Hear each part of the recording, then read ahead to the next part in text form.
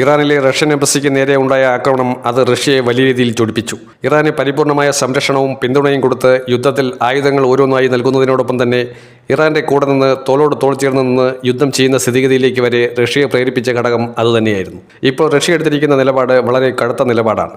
യുദ്ധത്തിൽ ഒരു കോംപ്രമൈസിന്റെ ആവശ്യമേ ഇല്ല. ഇറാൻ മുന്നോട്ട് വയ്ക്കുന്ന ഉടമ്പടി അംഗീകരിച്ചാൽ മാത്രമേ യുദ്ധം അവസാനിക്കുകയുള്ളൂ.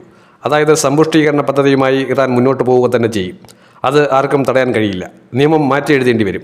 ആണവ വികസന പദ്ധതികൾ, ആണവായുധ പ്രയോഗം, ആണവ നിർമ്മാണം ഉൾപ്പെടെയുള്ള കാര്യങ്ങളിൽ ഇറാൻ ഒരു മെല്ലെപ്പോക്ക് നടത്തിയിരുന്നു ഈ അടുത്ത കാലങ്ങളിൽ. എന്നാൽ അത് അങ്ങേയറ്റം ഊർജ്ജസ്വലമാക്കി ഒരു രീതിയിലും ഒരു രാജ്യവും ഇടപെടാത്ത രീതിയിൽ കൃത്യമായി പരമാധികാരം തങ്ങൾക്ക് ലഭിക്കുന്ന രീതിയിലുള്ള പരിപൂർണമായ സ്വാതന്ത്ര്യത്തോടെ ആണവായുധങ്ങൾ വികസിപ്പിച്ചെടുക്കാനുള്ള ഉറപ്പ് അമേരിക്കയുടെ ഭാഗത്തു നിന്നും ഒരു എതിർപ്പും ഉണ്ടാകരുത് എന്ന രീതിയിലാണ് ഇറാൻ മുന്നോട്ട് വയ്ക്കുന്നത്. എന്ത് രീതിയിലുള്ള ചർച്ചയ്ക്കും ഏത് വിട്ടുവീഴ്ചയ്ക്കും തയ്യാറാണ് എന്ന് ഡൊണാൾഡ് ട്രംപ് പറയുന്നത് അപൂർവ സാഹചര്യത്തിലാണ്. കാരണം ഇപ്പോൾ ട്രംപിനെ സംബന്ധിച്ചിടത്തോളം എങ്ങനെയും അധികാരത്തിൽ പിടിച്ചിരിക്കണം. താൽക്കാലികമായെങ്കിലും താൻ നേരിടേണ്ടി വരുന്ന പ്രക്ഷോഭത്തിന്റെ ആഘാതം എത്രത്തോളം വലുതാണെന്നറിയാം. എന്നിരുന്നാലും സ്വന്തം കസേര ഇളകാൻ സാധ്യതയുണ്ട് എന്ന് മനസ്സിലാക്കി തന്നെയാണ് റിപ്പബ്ലിക്കൻ പാർട്ടിയും ഡൊണാൾഡ് ട്രംപും കാര്യങ്ങൾ വളരെ വ്യക്തമായി അപഗ്രഥിച്ചുകൊണ്ട് മുന്നോട്ട് നീങ്ങാൻ ശ്രമിക്കുന്നത്. ഇവിടെ നമ്മൾ മനസ്സിലാക്കേണ്ട കാര്യം, ഡൊണാൾഡ് ട്രംപ് എന്ന ബുദ്ധിരാക്ഷസനായ വ്യക്തി, അദ്ദേഹത്തിന്റെ ബുദ്ധിയും ബോധ്യവും ഒന്നും ഈ സമയത്ത് വർക്കൗട്ട് ആകുന്നില്ല എന്നുള്ളതാണ്. വലിയ രീതിയിലുള്ള പ്ലാനുകൾ നടത്തി പലരെയും ഞെട്ടിച്ചുകൊണ്ടിരിക്കുന്ന സംഭവവികാസങ്ങളാണ് അരങ്ങേറുന്നത്. നിക്കോളസ് മഡൂറോയെ തട്ടിക്കൊണ്ടുപോയി ആ രാജ്യത്തെ മുൾമുനയിൽ നിർത്തി.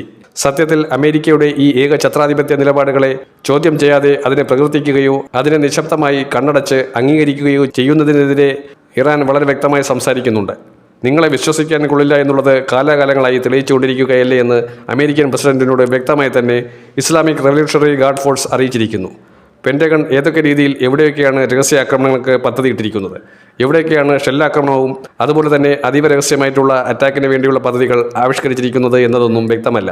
ഞങ്ങൾ യുദ്ധമുഖത്തു നിന്നും പിന്മാറാനുള്ള ഒരു സാഹചര്യവും അണിയറയിൽ ഉരുത്തിരിഞ്ഞു വന്നിട്ടില്ല എന്ന് ഇറാന്റെ പ്രസിഡന്റായ മസൂദ് പെസഷ്കിയാൻ വളരെ വ്യക്തമായി പറയുമ്പോൾ അമേരിക്കയ്ക്ക് ഒന്നും ചെയ്യാൻ കഴിയില്ല.